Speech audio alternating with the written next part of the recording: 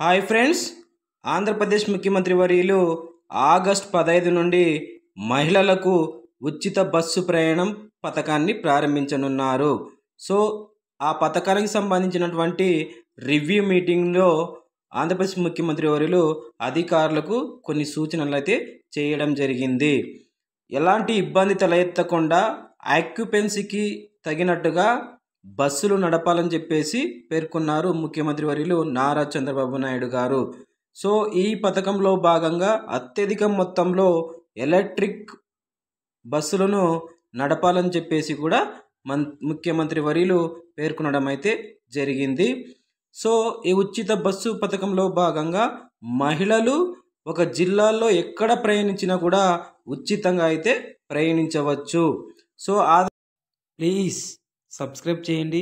Ramesh updates 99 ఛానల్ని like చేయండి, share చేయండి, సపోర్ట్ చేయండి.